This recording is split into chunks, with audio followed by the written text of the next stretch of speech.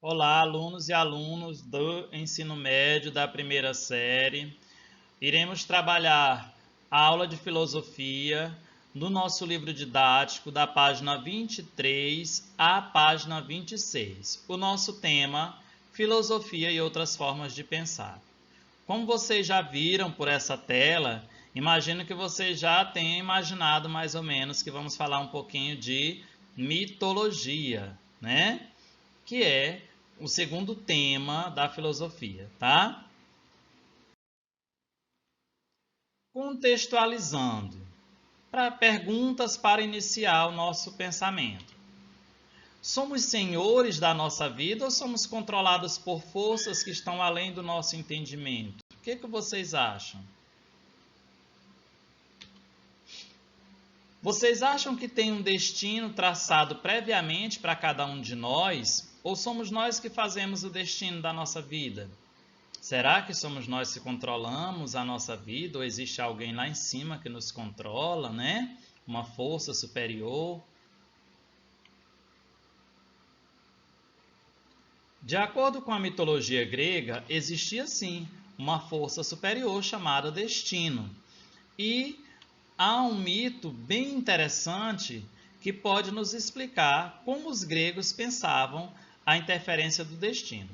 O mito de Édipo, por exemplo, conta a história de Édipo, que era um príncipe, filho do rei Laio e da rainha Jocasta, né, que antes de nascer, os seus pais receberam uma profecia de que ele mataria o seu pai e desposaria sua mãe, ou seja, ia casar com a sua mãe.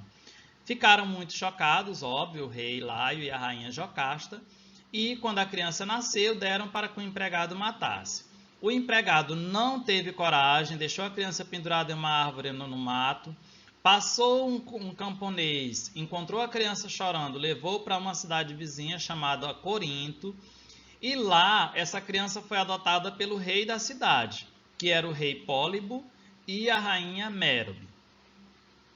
Quando Édipo fica adulto, ele sabe da mesma profecia, né, mas ele não sabia que não era filho biológico de Pólipo. Então, o que acontece? Ele foge da cidade para não matar os próprios pais. No caminho, quando ele vai fugindo, ele se encontra com um senhor, com o seu empregado. Eles têm uma discussão e ele mata este senhor. O senhor era o rei Laio, que estava passeando fora dos muros da cidade, discutiu com o próprio filho, que ele não sabia que existia, e Édipo, como não sabia que o velhinho era seu pai, acabou matando. Assim se cumpre a primeira parte da profecia do destino. Ele se dirige para Tebas e, ao chegar em Tebas, que era a cidade onde seus pais de verdade viviam, ele se encontra com a esfinge, que era um ser monstruoso que estava atacando a cidade e que fazia uma espécie de pegadinha. Quem não respondia a pegadinha não passava nos portões da cidade. Édipo resolve a pegadinha, destrói a esfinge, entra na cidade como um grande herói. E o que acontece? A rainha, que é agora viúva, se casa com esse grande herói. Ou seja, a mãe se casa com o próprio filho, cumprindo a segunda parte da profecia do destino. Tempos depois, acontece uma grande praga na cidade, todo mundo começa a morrer, adoecer, etc. E o rei Édipo, agora rei Édipo, busca um adivinho chamado Tiresias para descobrir o que está acontecendo.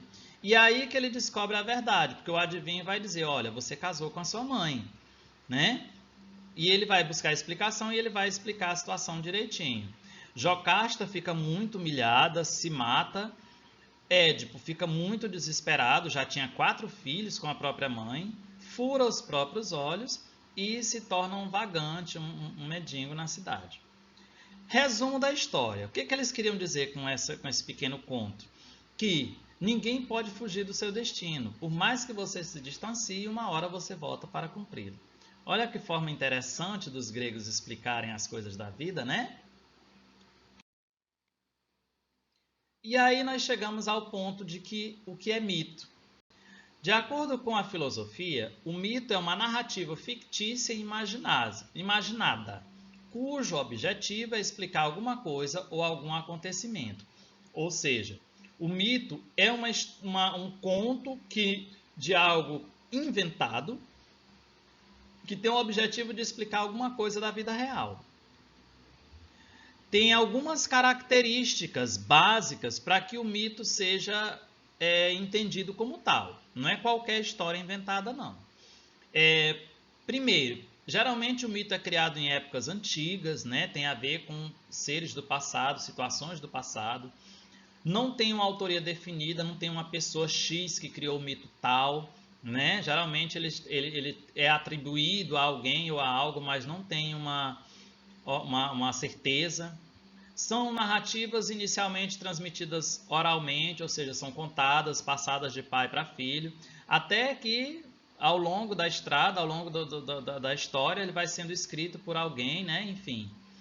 Está ligado à religião, mas não é religião. As histórias que nós sabemos, por exemplo, dos gregos, ela tem a ver com a religião, mas elas não são parte da religião, né? Os mitos, ao contrário do que a gente pensa, eles não são exclusividade dos gregos.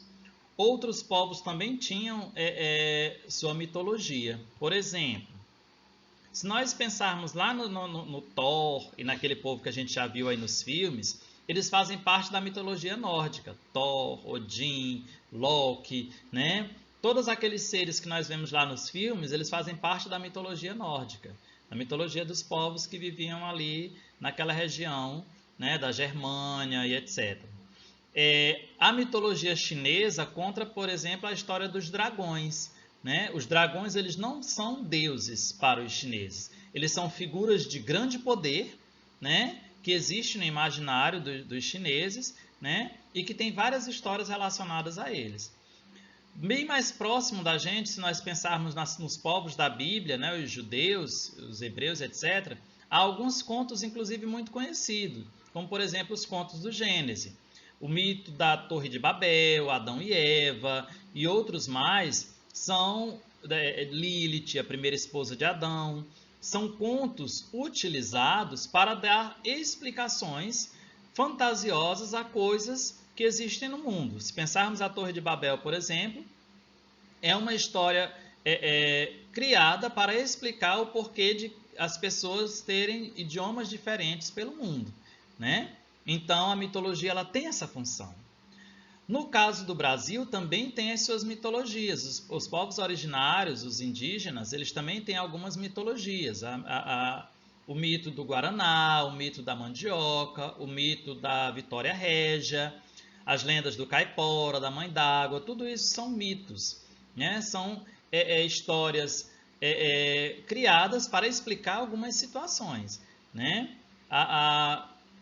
A lenda da Vitória Régia, por exemplo, explica o porquê daquela flor enorme existiu ali, porque uma índia se apaixonou e se joga na água por amor, e aí os deuses, para compensar, transformam ela numa linda flor, né? E assim em outras situações. Ou seja, todos os povos têm histórias fantasiosas para explicar a sua realidade. No caso dos gregos, de onde a filosofia sai, as principais narrativas mitológicas elas estão organizadas em torno desses dois personagens, que é Homero e Hesíodo, aos quais são atribuídos os principais contos da mitologia grega. Por exemplo, a Homero se atribui a origem, né, a autoria da Ilíada e da Odisseia, que são dois grandes livros que contam histórias específicas. A Ilíada conta a história da Guerra de Troia e várias outras histórias ali se entrelaçam. A Odisseia conta a viagem de Odisseu, que era um dos guerreiros da Guerra de Troia, para casa, onde ele passa vários anos perdido no mar porque ele desobedeceu aos deuses, né? Na Teogonia, Hesíodo conta a história da origem dos deuses, né? Como surgiu os titãs, como aconteceu a tomada do poder dos deuses, dos titãs pelos deuses, porque Zeus ficou com o Olimpo e Poseidon ficou com os mares. Toda essa história que nós vemos por aí pela mitologia, pelos filmes, etc., estão reunidos basicamente nesse livro, Teogonia, né? Que antes era só uma história contada de pai para filho.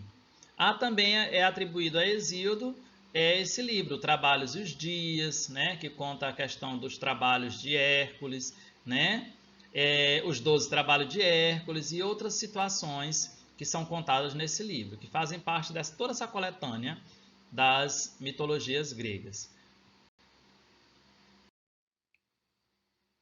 Uma coisa interessante que nós não podemos esquecer é que os mitos eles são explicações da realidade, com narrativas imaginadas, né? Ou seja, são histórias criadas para explicar um fato real, uma coisa que existe aqui no mundo real. Busca forças sobrenaturais para explicar fenômenos naturais, né? Ele vai buscar na figura dos deuses, na figura religiosa, explicações para as coisas que acontecem no dia a dia, né? Para os fenômenos, para as coisas da realidade. Nós ainda temos essa tendência de criar mitos, inventar narrativas imaginárias, sobrenaturais, né? Para explicar os fenômenos naturais, as coisas que existem na vida real, embora não com a conotação da mitologia antiga. Por exemplo, se pensarmos os jovens, né, a sociedade, os teens, aí, o grupo teen que o povo fala, né, a gente vai ver que essa adolescência, eles estão muito ligados a figuras como o BTS, o Now United, que são cantores, né, muito famosos aí nesse grupo e que as crianças endeusam esse pessoal, né? É muito interessante ver essa ligação que a adolescência tem com esses personagens, como nós tínhamos na nossa geração, os nossos pais tínhamos na época da Jovem Guarda e etc, né? Enfim, cada geração tem seres que atribuem assim um poder sobrenatural, né? Algo que parece que está além da vida real. Personagens de realities, por exemplo, aqui nós temos um exemplo da Juliette, que foi uma personagem de um reality show, né? E que as pessoas deram a ela assim uma conotação muito forte, de forma que ela se tornou extremamente famosa, né? Se tornou a BBB mais seguida no mundo, né? Enfim, por conta da fama que deram a ela. Jogadores, quantos jogadores nós tratamos como verdadeiras figuras assim divinas, né? As pessoas têm uma verdadeira adoração por esses jogadores. E figuras políticas também. Se nós analisarmos a última política, nós vamos observar que um dos candidatos era tratado de uma forma assim muito forte nesse sentido, né? Chamado inclusive de mito e tal, né? Porque as pessoas atribuíam a esta figura política uma espécie de messianismo mesmo, como se ele fosse o único ser capaz de salvar a humanidade, salvar a sociedade brasileira daquilo que eles achavam que estava sendo submetidos, né? E essas narrativas mitológicas, né, elas muito fortes no início da filosofia, tanto que o pensamento filosófico ele floresce nesse mundo governado por mitos, né? Aliás, o pensamento filosófico ele surge exatamente por causa dos mitos, porque são os mitos que vão fazer com que haja a necessidade de uma explicação racional para as coisas que só existem explicações fantasiosas. Então, a partir da necessidade de trazer um novo olhar para alguns fatos do mundo, é que ocorre a filosofia. A filosofia ela busca explicação racional, né? Ela busca uma explicação que faça sentido no mundo real para os fatos do mundo, as coisas da vida, né? Os fenômenos naturais. Importante, a filosofia em momento algum ela ousou substituir a mitologia. Elas conviveram. Em alguns momentos, ela inclusive viveu uma relação conflituosa, né, em que um desmentia o outro, um entrava em conflito com o outro. A filosofia ela não teve o objetivo de substituir a mitologia. Ambas elas conviviam juntas. A filosofia, na verdade, ela busca explicações racionais, uma segunda via para determinados conhecimentos que ali existiam, né? É a partir da filosofia, por exemplo, que vai se encontrar uma explicação racional para uma tempestade de raios que se imaginava que era a fúria de Zeus, né? E aí, através da explicação racional, das experiências, é que se descobre que, na verdade, é um fenômeno completamente natural, né? Que não tem nada a ver com o poder dos deuses, né?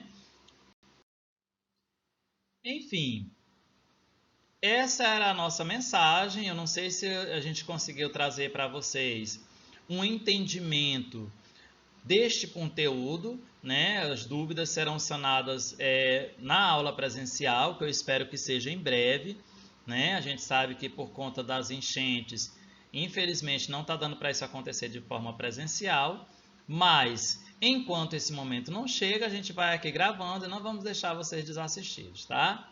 Obrigado pela atenção e nos encontramos logo logo. Tchau, tchau.